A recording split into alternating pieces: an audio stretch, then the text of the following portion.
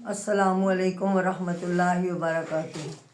تو ناظرین، اب ہم 9th کلاس کے سلیبس کے مطابق سورۃ مریم کا ہاف حصہ میں نے اور ایک پیرا میں نے پہلے بیان کیا ہے، اور اب میں آپ کے سامنے اللہ تعالیٰ کا نام لے کر دوسرا حصہ بیان کر رہی ہوں، جس کی تفسیر اور تعارف آپ کے سامنے بیان کر رہی ہوں۔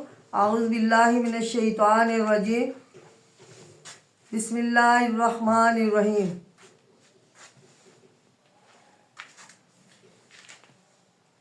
تبت یدا ابی لہب وتب ما اغنی عنہ مالہ وما کسب سیصلی نارا ذات لہب وامرأتہ حمالۃ الحطب فی جیدہا حبل من مسد۔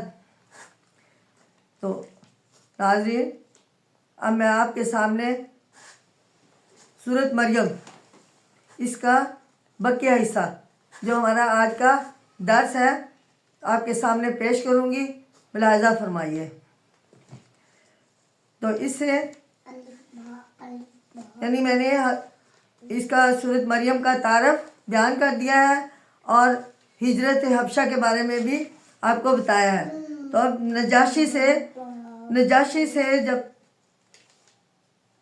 نے حضرت جعفر رضی اللہ تعالیٰ عنہ سے کہا کہ وہ اپنے نبی خاتم النبیین صلی اللہ علیہ وسلم پر نازل ہونے والے کلام میں سے کچھ سنائے۔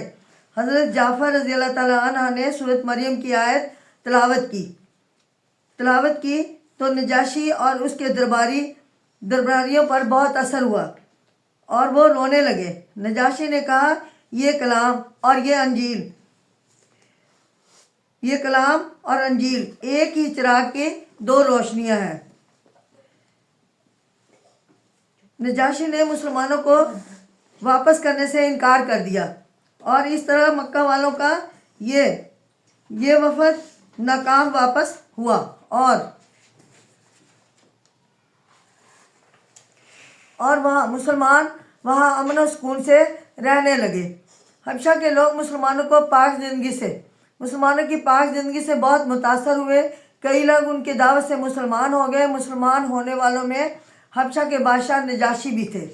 تو ناظرین، اس سورۃ مریم کا مضامین کچھ اس طرح ہے کہ سورۃ مریم میں اللہ تعالیٰ کی وحدانیت کا بیان ہے، یعنی اللہ تعالیٰ واحد ہے، اکیلا ہے، اس کا کوئی بیٹا نہیں ہے اور نہ ہی اس کا کوئی شریک ہے۔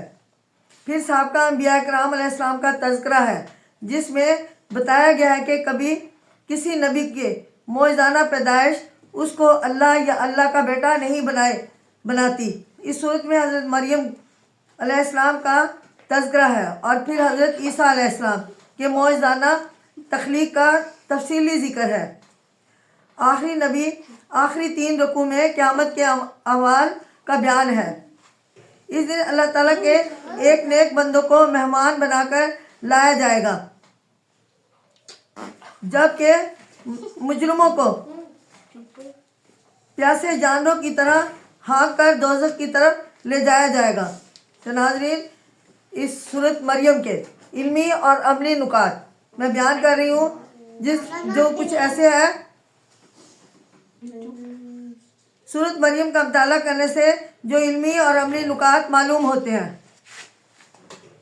ان میں کچھ یہ ہیں۔ نمبر 1، اللہ تعالیٰ کی رحمت اور قدرت سے کبھی مایوس نہیں ہونا چاہیے، ہر حال میں اس سے دعا مانگتے رہنا چاہیے۔ نمبر 2، تمام انبیاء کرام نے اپنی قوموں کو ایک اللہ کی عبادت کرنے کی دعوت دی۔ نمبر 3 ہے، ہمیں اپنے تمام حاجات کے لیے صرف اللہ تعالیٰ سے دعا کرنی چاہیے۔ نمبر 4، کسی نبی کے معجزانہ پیدائش انہیں اللہ یا اللہ کا بیٹا نہیں بنا سکتی، بلکہ ان کی عظمت کو بیان کرتی ہے۔ نمبر 4 ہے کہ ہمیں اپنے والدین کے ساتھ ایک نیک سلوک کرنا چاہیے، کیونکہ یہ انبیاء کرام رضی اللہ تعالیٰ عنہ کا طریقہ ہے۔ ہمیں اپنے بڑوں کو نہایت ادب اور احترام سے نیکی کی طرف دعوت دینی چاہیے، انہیں برائی سے منع کرنا چاہیے۔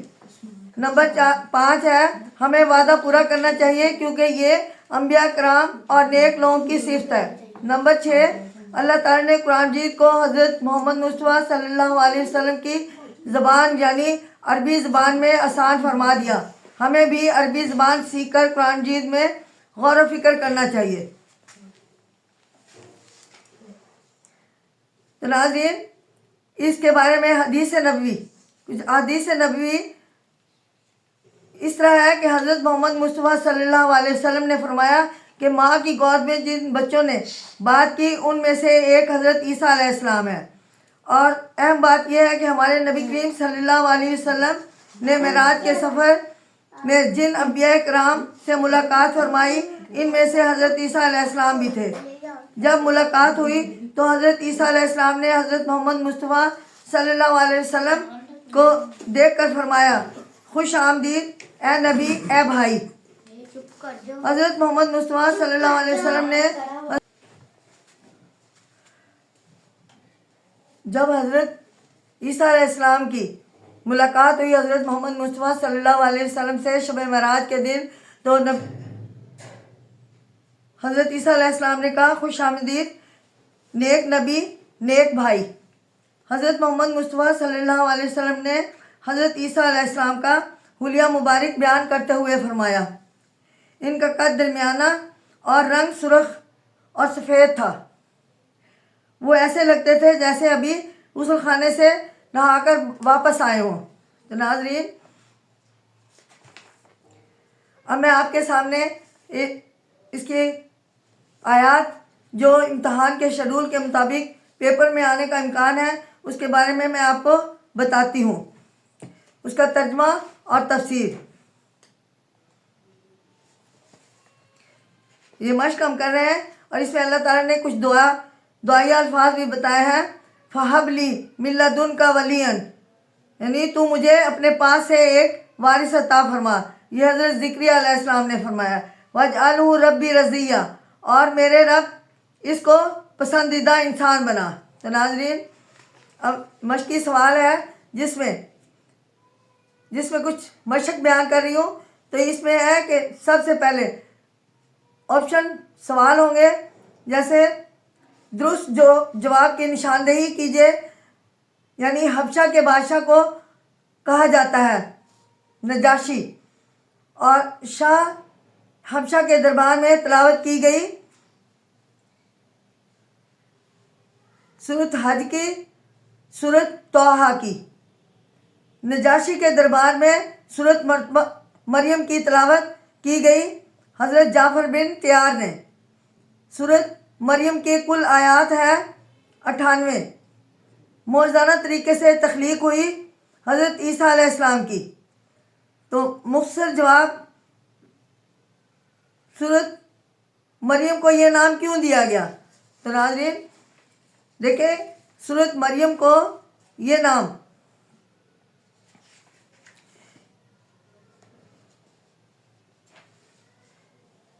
سورۃ مریم کو میں حضرت مریم علیہ السلام کا تفصیلی تذکرہ ہے، اس لیے اس کا نام سورۃ مریم رکھا گیا۔ تو یہ اس کے تعارف میں پہلا سوال کا جواب ہے۔ تو اور پھر سوال ہے سورۃ مریم کا خلاصہ کیا ہے؟ سورۃ مریم کا خلاصہ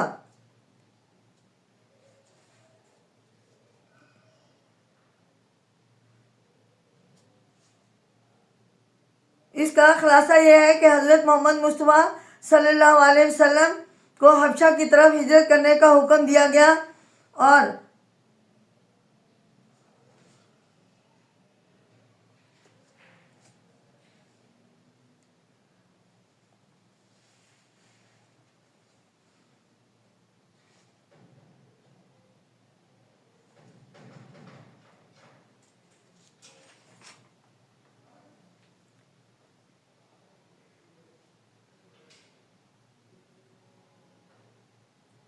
یعنی یہ کہ سورۃ مریم کا خلاصہ توحید، رسالت اور آخرت کا بیان ہے۔ پھر ہے سوال نمبر 3، سورۃ مریم کے اہم علمی اور عملی نکات میں سے 2 جواب۔ تو علمی اور عملی نکات یہ ہے کہ سورت اللہ تعالیٰ کی رحمت اور قدرت سے کبھی مایوس نہیں ہونا چاہیے، ہر حال میں اس سے مدد مانگتے رہنا چاہیے۔ سورۃ مریم۔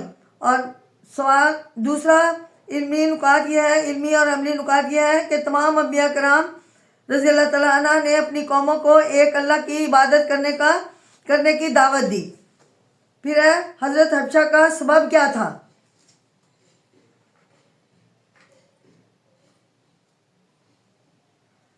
حضرت مریم یعنی نجاشی نے حضرت جعفر بن طیار سے کہا کہ وہ اپنے نبی کریم صلی اللہ علیہ وسلم پر نازل ہونے والی کلام میں سے کچھ سنائیں۔ حضرت جعفر بن طیار نے سورۃ مریم کی آیات تلاوت کی۔ نجاشی اور اس کے درباریوں پر بہت اثر ہوا اور وہ رونے لگے۔ نجاشی نے کہا یہ کلام اور انجیل ایک ہی چراغ کی دو روشنیاں ہیں۔ نجاشی نے مسلمانوں کو واپس کرنے سے انکار کر دیا۔ اس طرح مکہ والوں کا یہ فیصلہ، یہ وفد ناکام واپس ہوا۔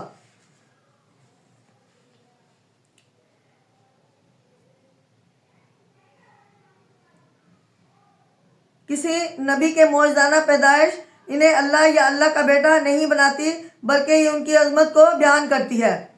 تو ناظرین، اب میں آپ کو بتا رہی ہوں کہ درج ذیل میں سے کوئی سے 5 قرآنی الفاظ کے معنی، یعنی یہ اس صورت میں جس طریقے سے پیپر جو ہے وہ سیٹ کیا گیا ہے، اس کا خلاصہ، اس کا جو میں آپ کے سامنے پیش کرتی ہوں، یعنی کس طریقے سے اس کا پیٹرن میں آپ کے سامنے بیان کرتی ہوں۔ ما دمتو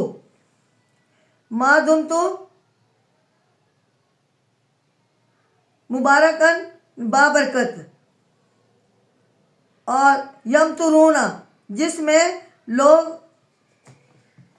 حسد کرتے ہیں۔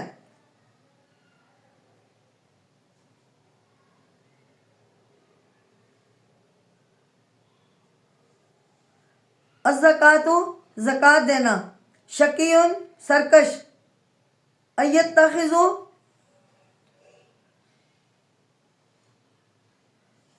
تو ناظرین، دی گئی آیات کا محاورہ ترجمہ ہے کہ وہ برم بوالدتی ولم یجعلنی مبارکن شقیّا، مجھے اپنی والدہ کے ساتھ اچھا سلوک کرنے والا بنایا، اور لم یجعلنی جبارن شقیّا، اور مجھے سرکش اور باغی نہیں بنایا،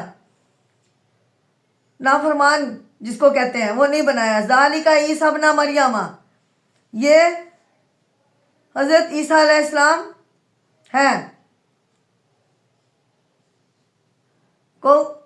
یہ عیسیٰ علیہ السلام حضرت مریم کے بیٹے ہیں۔ ولدت یوم اموت و یوم ابعث حیا، اور مجھے سلامتی ہو اس دن پر جس دن میں پیدا ہوا اور جس دن میں وفات پاؤں گا، وہ یوم ابعث، اور جس دن دوبارہ ہیا یعنی جس دن دوبارہ زندہ کیا جاؤں گا۔ ذالک عیسیٰ ابن مریم، یہ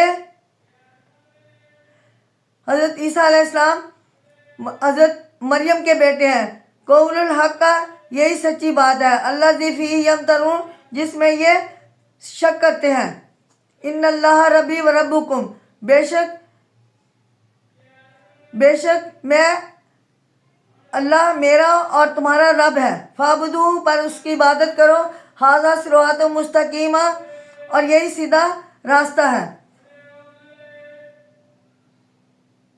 تو ناظرین، اب اس کی سابقہ واقفیت اور اس کا اعادہ جو ہے میں آپ کے سامنے آئندہ جو ہے تشریح میں آئندہ درس میں پیش کروں گی۔ اجازت دیں، شکریہ۔ اللہ تعالیٰ مجھے آپ کو سمجھانے کی اور توفیق عطا فرمائے، اور آپ کو سمجھنے کی توفیق عطا فرمائے، مجھے سنانے کی توفیق عطا فرمائے اور آپ کو سننے کی توفیق عطا فرمائے۔ آئندہ سبق کے لیے تیار رہیں۔ شکریہ۔